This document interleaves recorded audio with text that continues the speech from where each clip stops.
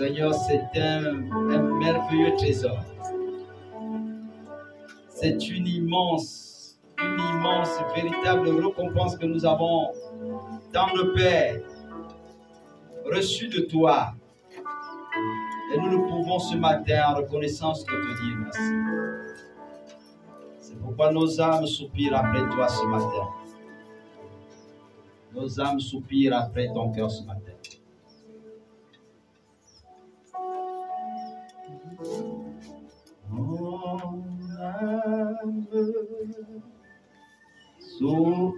Alléluia. Amen. Voyez combien de fois les chaînes de l'alcoolisme sont tombées dans vos vies. Alléluia. La débauche est tombée dans vos vies. Les hommes qui étaient frivoles, Dieu vous a restauré. Vous êtes désormais appelés des hommes fidèles, des femmes fidèles à cause de Jésus. Nous pouvons le célébrer et il mérite d'être célébré. Alléluia. Beaucoup de malédictions qui couraient. Nos parents étaient pleins de totems. Les serpents, ce n'est pas les serpents. Les aigles, ce n'est pas les aigles. Même les pouvoirs de noms qui étaient donnés, de mauvais noms qu'on nous avait donnés. Au laurier ou je ne sais pas qui. Ou Ndoro, je ne sais pas qui c'est. Mais Dieu a brisé tout cela. Il y en a que le pouvoir de noms l'a poursuivi jusqu'à aujourd'hui. Mais Dieu vous a fait grâce d'être libéré de ces choses. Alléluia. Oui, bien-aimés. Dieu nous aime. Dieu nous aime. Ce matin, je voudrais vous partager une forte pensée que j'ai reçue avec le Seigneur il y a 2 semaines. Pendant que j'étais assis en train d'écouter le serviteur de Dieu parler de la part du Seigneur, notamment le pasteur Alexis, qui parlait de la part de Dieu, je regardais mes enfants dans la salle, dans l'église, alors que j'étais assis. J'étais en train de regarder mes enfants dans l'église et une forte pensée a commencé à me traverser l'esprit. J'ai commencé à avoir une forme de compassion à l'endroit de mes enfants. Et je me souviens avoir fixé l'un d'entre vous et puis j'ai posé la question au Seigneur. J'étais en train de partager cela à l'homme de Dieu. J'ai dit, mais Seigneur, comment je prie quand je pars d'ici, je suis hors d'ici, je prie pour les enfants des autres. Et ils sont bénis. Tu me montres la puissance de ta main. Tu me montres que c'est toi qui es à l'œuvre. Et puis je vois beaucoup de mes enfants ici qui ne sont pas mariés, qui sont célibataires. Seigneur, comment est-ce possible? Je vais passer le temps à prier pour les enfants des autres alors que mes propres enfants demeurent célibataires. Alléluia.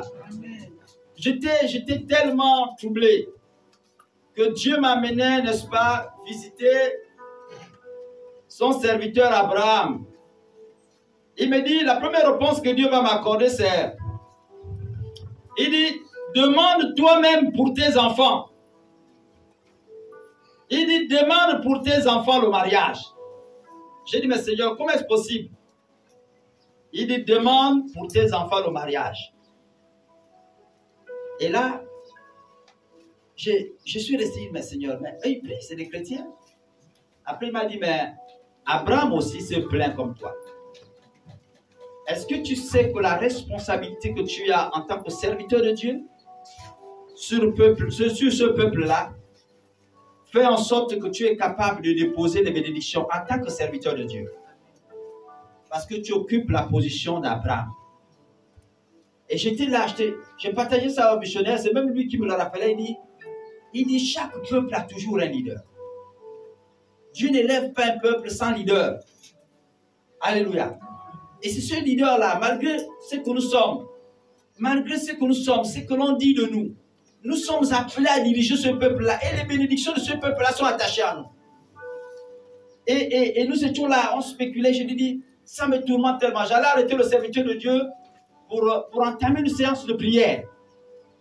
Et puis là, tellement, et je rattire vraiment à votre attention. C'est important que nous terminons le temps de la foi. Alléluia.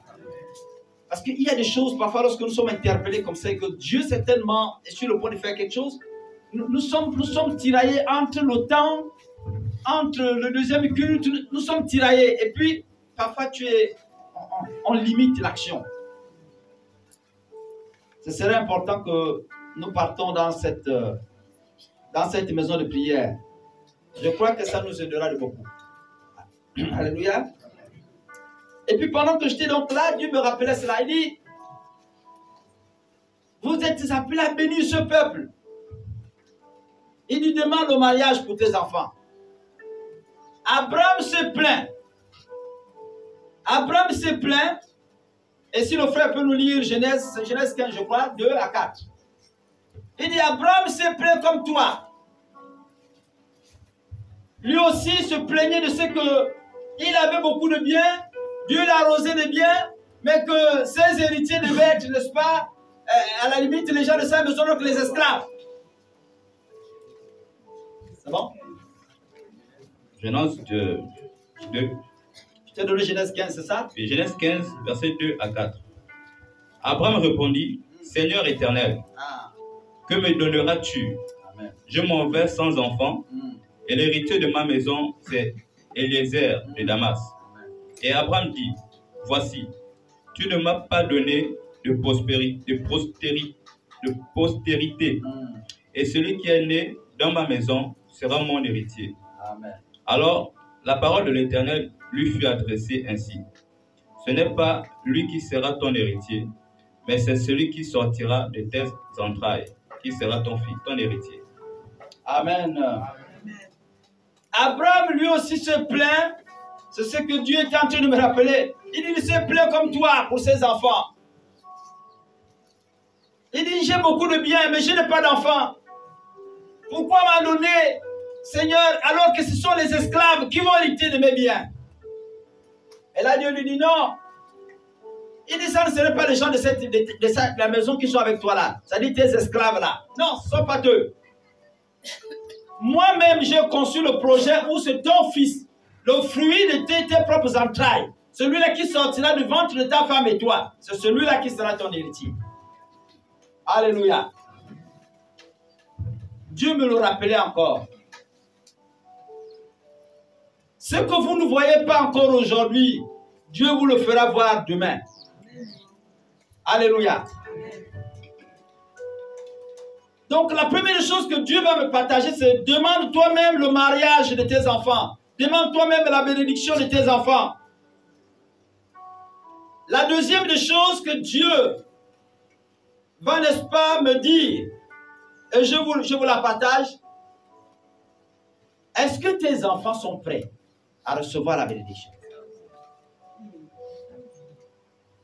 Matthieu 7, 7 à 8. Il m'amène visiter ces textes. 7 à 8. Demandez et l'on vous donnera. Cherchez et vous trouverez. Frappez et l'on vous ouvrira. Car quiconque demande reçoit. Celui qui cherche trouve. Et l'on ouvre à celui qui frappe. Alléluia. Dieu me dit, est-ce que tes enfants eux-mêmes sont disposés à recevoir la bénédiction? Et l'une des paroles qu'il va me présenter, c'est l'histoire de Jésus et des disciples. Il dit, quand Jésus parle, il donne des instructions fermes aux disciples. Il dit, allez m'entendre. Dans cette salle isolée, vous serez à l'intérieur, à Jérusalem. N'allez pas partout, entendez-moi à Jérusalem. C'est là que je veux me manifester. Alléluia. En d'autres termes, l'Esprit me disait, il dit, il a voulu que les disciples restent dans l'attitude ou la disposition, n'est-ce pas, de recevoir. Dans une attitude de prière, de spiritualité, où ils devaient demander à Dieu, combien de tes enfants sont disposés aujourd'hui à recevoir la bénédiction que j'ai réservée pour eux?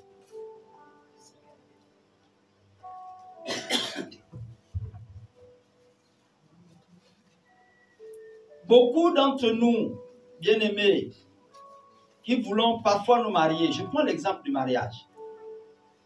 En général, nous voulons nous comporter comme des célibataires. Lorsque tu es prêt, je ne parle pas de quelqu'un qui n'est pas disposé. C'est-à-dire, tu n'as même pas la pensée de te marier. Là, c'est autre chose. Vous comprenez? Si tu n'as pas la pensée de te marier, là, c'est autre chose. Tu aspires certainement. C'est encore dans un projet lointain pour toi.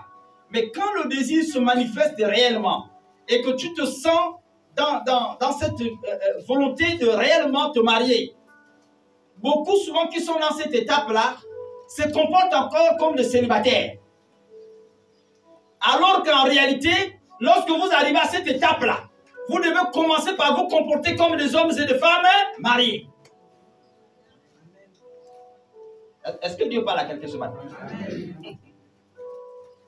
Quand tu dois même t'habiller pour venir désormais à l'église, habille-toi de manière correcte. Vous comprenez? C'est-à-dire que si tu avais l'habitude de porter les pantalons qui sont froissés là, commence par bien les réparer, achète le fer. Il faut que la sœur qui regarde là constate que même si c'est un vieux pantalon, mais il est bien traité quand même. Alléluia. Amen. Commence par bien soigner ta maison. Vous savez, parfois entre nos frères, moi j'ai ma soeur ici dans l'église, Madame Kebila, et puis j'ai la possibilité moi de rentrer dans la chambre de Papa Albert, d'accord? Dans nos histoires de Congo, là où on ne ferme pas les bouches, là, je vais venir voir Madame Kebila, et je lui dis, ah, vraiment la chambre de Papa Albert, tu as vu là-bas?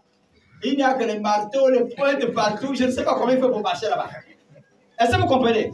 Si Albert n'est pas encore marié, elle aussi, elle ne va pas retenir ça, elle va aller ailleurs. Oh, là-bas, c'est papa pointe et marteau. Si tu pars dans la chambre là-bas, c'est pointe et marteau. Donc, si tu en qualité là, tu t'es marié avec lui, tu vas passer tout le temps à ramasser les pointes et les marteaux dans la chambre. Est-ce que vous comprenez ça? Commencez par soigner correctement vos chambres. Soignez correctement vos maisons. Il faudrait que, même si la maison est tôle en haut, tôle en bas, quand la soeur doit passer même par là, que le Saint-Esprit lui a donné l'occasion de passer par là, il faudrait qu'elle sente que c'est bien balayé quand même. Vous comprenez? Mais allez ramasser même les fleurs là qui traînent partout là, planter ça là dans la maison là, ça va quand même, ça va enchanter quelqu'un quelque part. Alléluia. Ma première rencontre avec, la toute première rencontre que j'ai eue avec ma femme, je vous l'ai souvent dit ici, elle passait par la maison et c'est un de ses frères, Ngala, qui fait son grand frère, qui était donc avec moi à la maison, puisque nous étions très amitiés, Égypte. Donc quand lui vient à la maison, il est là un samedi, la sœur passe pour aller chez le missionnaire. Vous comprenez?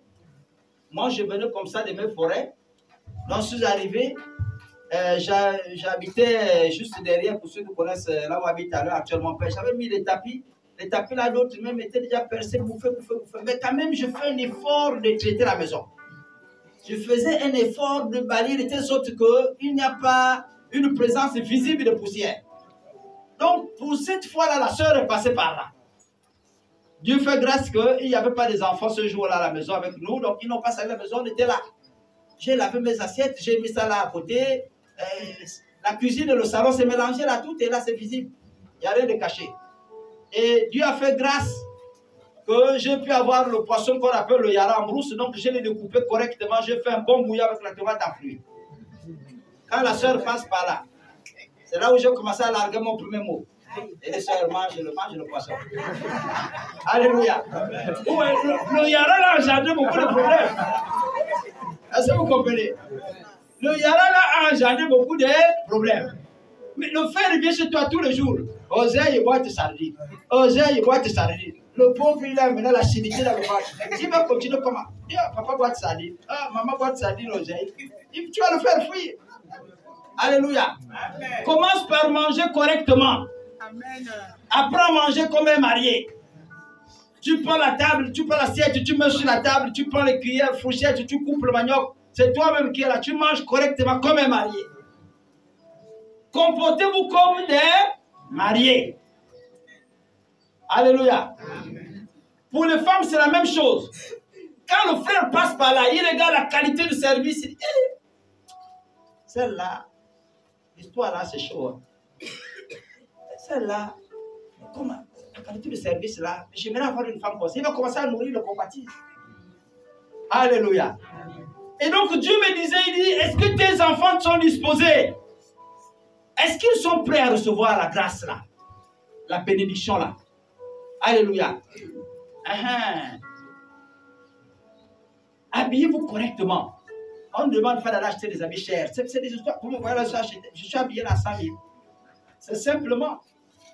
Mais habillez-vous correctement. Brosse-toi bien. C'est pas tu parles à la soeur à des kilomètres là. Ça vient déjà là-bas. C'est pas bon.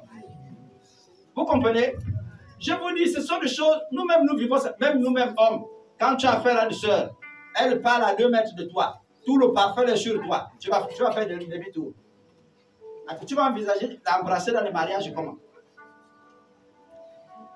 Ce sont des choses qui sont peut-être difficiles à digérer lorsqu'on parle comme ça. En fait, tu nous parles de quoi? Mais ce sont des réalités que nous vivons. Tu peux chasser alors que tu as un très beau visage. Tu peux chasser un frère rien qu'à cause de l'odeur que vous voyez. Alléluia. Si tu n'aimes pas les parfums, il y a barreau de colonne ou l'eau de colonne qui est... Va pour frotter ça là. Tout ça là, ça peut aider. Ça va chasser des odeurs. Nous qui faisons la brousse là, nous avons des odeurs fortes. Tu as déjà quitté travailler le bâtiment, tu as fait la brousse et tout ça, machin, tu viens, dès que tu tires les aisselles comme ça là, c'est gaspillé. L'autre ne peut pas dire, ah ça là, non, je ne peux pas parler, je ne peux pas. Et dès que tu arrives là, tu demandes la mère, on te fuit. Le frère est beau, c'est un million d'argent. Comment les sœurs refusent souvent? C'est quoi l'histoire? Les sœurs ont déjà détecté quelque chose qui ne va pas là. Les sœurs là, c'est des scientifiques. Les femmes, elles observent beaucoup. Dès qu'elle vient, la première chose, elle te regarde les chaussures, elle monte sur ton pantalon, elle regarde la chemise que tu as, elle regarde comment tu es. Les femmes, ces détails-là, ces petits détails que vous voyez là, ça compte. Alléluia. Et si vous ne tenez pas compte de ces petits aspects-là, vous allez rater les choses, vous allez rater la bénédiction. Vous comprenez? Voilà, tu peux être beau, tu es métisse, tu as tout pour toi, ou tu frottes Kwanzaa. Mais tant que tu sens, la soeur ne viendra pas. Le lit, elle vient comme ça, les gens là ont annoncé que le lit là-bas c'est dangereux. Tu pars là, c'est la guerre mondiale, que tu vas vivre là-bas. Elle ne pourra pas venir. Qui de nous est né pour faire la guerre mondiale? Alléluia. La troisième des choses que Dieu va me partager, c'est demande à tes enfants de demeurer fidèles. Demande à tes enfants de demeurer fidèles. Même quand ça chauffe et que c'est compliqué, pleure dans la présence de Dieu. Mais la chose qu'il ne faut pas faire, c'est de trahir la fidélité de Dieu. Alléluia. Autant Dieu est fidèle à ton égard, sois fidèle. Et dans cette fidélité, Dieu va te trouver, va te bénir. Alléluia. Ne trahis pas Dieu. Ne vends pas Dieu pour ce que le diable te propose. Reste fidèle. Nous venons de confesser tout à l'heure. Fidèle, fidèle. Mon Jésus, reste fidèle. Demeure dans la fidélité de Dieu. Et Dieu va te trouver à cet endroit-là. Il va te bénir. Alléluia. Même si c'est chaud comment, et qu'on crie que tu as déjà les rides, mon frère, ma soeur, Dieu bénit aussi les vieillards. Il bénit aussi, n'est-ce pas, les vieilles femmes. Il bénit autant les jeunes comme les vieux. Il n'y a pas une génération que Dieu ne soit pas capable de bénir. Quatrièmement, Dieu va me dire,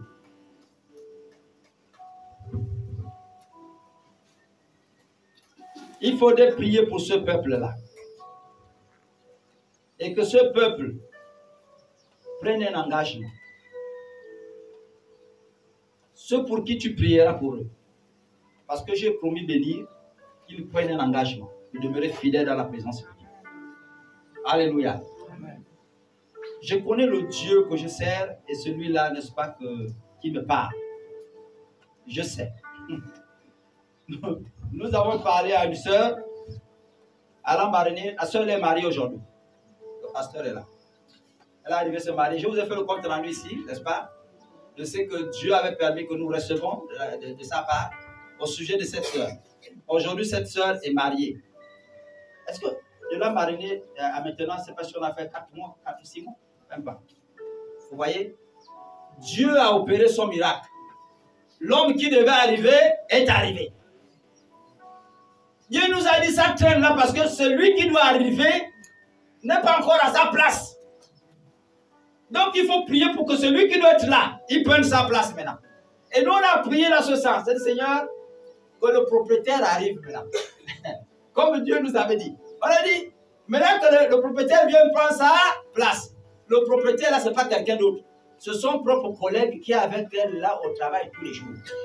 Donc tout le temps là, il regarde, il ne voit pas clair. Il regarde, il ne voit pas clair. Dès que nous avons fini de prier, il y avait un prétendant qui était là, qui avait demandé la main. La sœur avait même dit oui, on s'embarque. Le gars arrive au dernier moment, il dit ah non, sœur non. Dès que nous parle, on tourne le dos après prier. On n'a même pas fait 2 semaines. Elle nous a appelé pour dire ah, celui qui était là, papa, vous l'avez chassé. Maintenant, je fais comment? Je lui ai dit, celui qui doit arriver, arrivera parce que ce n'était pas sa place. Et on n'a pas traîné, ça n'a même pas fait plus de 2 mois, même pas un mois, que celui qui devait arriver là est arrivé. Donc il constate, ça dit que la soeur est tout le temps avec lui. Quand il a des problèmes, la soeur là nous console, papa, nous lui donne des bons conseils, etc. etc. Tout le temps là, il ne voit pas la qualité de la soeur. Quand il a des soucis, la soeur est là toujours, papa, vraiment, hop. Et c'est là, quand on a fini de prier, là, on arrive ici à France-Ville. Il dit, mais attends, finalement, les femmes que je cherche là, j'ai fait chercher là quelle femme? Toi, tu n'es pas de femme. Bima et moi, ça m'a Bima. Il dit, ça là, pour moi, ça ne tarde plus. Sœur, are you okay? La sœur dit, why? Are you okay? La sœur dit, l'histoire là, on dirait que c'est proche là. Il a dit, moi je ne tarde plus, je n'ai plus besoin d'attendre 20 ans. Je m'engage en échange chez tes parents. Le peu que j'ai là, je m'avais donné à tes parents. Libre à eux de prendre ou de refuser, mais je monte ici avec ma femme. Je suis arrivé le trouver là où ils étaient en train d'attacher les choses, des dots et tout. La femme m'appelle pour dire, va le croiser là-bas. Ils sont en train de trembler. J'ai dit, maman, je suis poursuivi là-bas, j'ai des réunions là-bas. Il dit, papa, vraiment, va le croiser, ils sont en train de trembler là-bas. Quand j'arrive, je le vois, il dit, papa, c'est comment? Toi avec ma fille, c'est quoi? Là-bas, là, toi, là, tu n'as pas trouvé d'autre. C'est elle là que tu as trouvé. Il dit, papa, ta fille là, regarde, je te prends un exemple. Et rien que lorsque nous sommes venus de l'Ambarénie, on est arrivé ici, voilà la famille. Mon père là, mon oncle s'est mis en colère, il s'est fâché. Et puis c'est elle qui a commencé à calmer ton tonton pour dire non, calme-toi, calmez-vous. C'est elle qui a commencé à peser les tempêtes. Il dit c'est la qualité de la femme là que je cherchais, c'est elle là que je cherchais. Alléluia. Vous voyez, Dieu va révéler tes qualités. Si tu demeures dans la fidélité, je lui ai dit, j'ai dit sœur, ne traverse pas le fleuve. Attends que la bénédiction arrive d'abord. Ne traverse pas. Elle m'a dit, papa, j'ai compris. J'ai dit, si tu traverses, tu vas tout gaspiller. Ne traverse pas. Elle est restée de l'autre côté jusqu'à ce que la pirogue est venue la chercher. Aujourd'hui, elle est repartie mariée. Amen. Alléluia. Amen. Et quand je pensais à mes enfants qui étaient célibataires ici, je voyais tous ces films-là. Je prie pour d'autres personnes. Les gens ils reçoivent. Et puis les miens vivent ces situations-là où ça m'a fait mal au cœur. J'ai dit, Seigneur, comment un père peut être heureux quand les enfants des autres, tu donnes le conseil à l'enfant de l'autre, il comprend, il prospère. Ton propre enfant ne prospère pas. Comment un père peut être heureux comme ça? Et ça m'a fait mal au cœur en vous regardant. Certains d'entre vous, Dieu a pointé du doigt sur certains. Alléluia. Dieu a pointé du doigt sur certains d'entre vous. Nous avons besoin de demeurer fidèles. Nous avons besoin de prendre un engagement de vie avec le Seigneur, un engagement de fidélité. Dire à Dieu, Seigneur, jusqu'à ce que ta pirogue arrive jusqu'à moi, jusqu'à ce que la grâce de Dieu apparaisse devant moi. Père, je ne traverse plus. On se comprend? Amen. Je ne traverse plus. Amen. Je reste, je demeure jusqu'à ce que la grâce de l'Éternel arrive là à mes côtés. Voilà ce que Dieu m'a partagé au sujet de l'Église.